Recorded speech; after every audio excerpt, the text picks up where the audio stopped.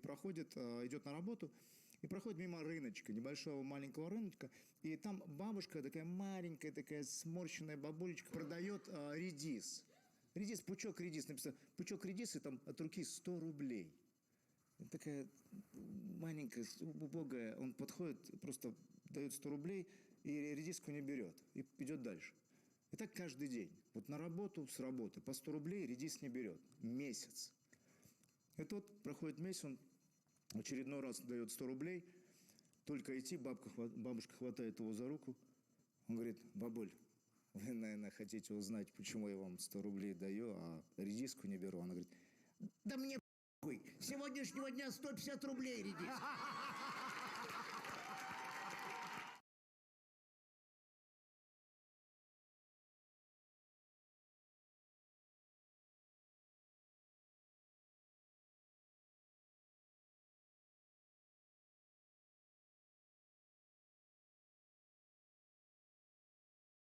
Конечно, немножко там прическа не так, немножко где-то грудь не так, немного так.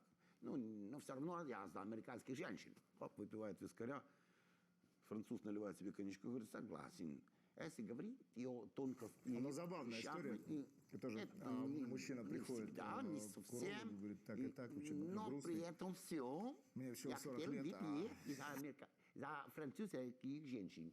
Выпивает коньячок. Русский опять наливает себе стакан водки. Как я уже говорил, у меня есть друг. Ладно, признаюсь. У крайней ножка свисает.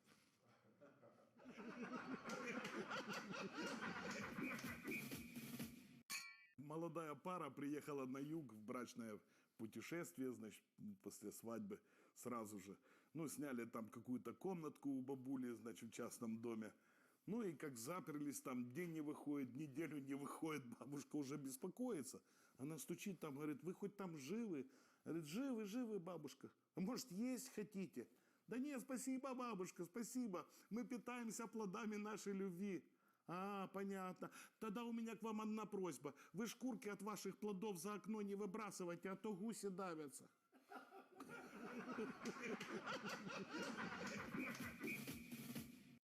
Анекдоты это да я. Ты до сих пор не с нами? Подписывайся.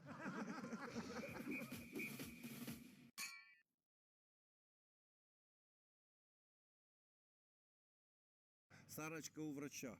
Доктор осмотрел ее и пишет заключение и говорит, Сара, дорогая моя, вы в следующий раз подумайте хорошо, перед тем, как захотите иметь ребенка. Сможете ли вы его прокормить? Так говорит, ой, доктор, что вы знаете? Когда я хочу, мне кажется, что я могу прокормить всю Одессу.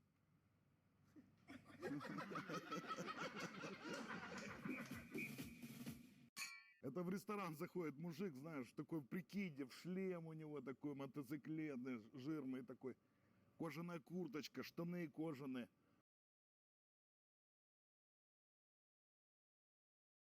Скучающая за соседним столиком. Чтобы она слышала, он так... Официант, а что бы вы мне посоветовали к изысканному вину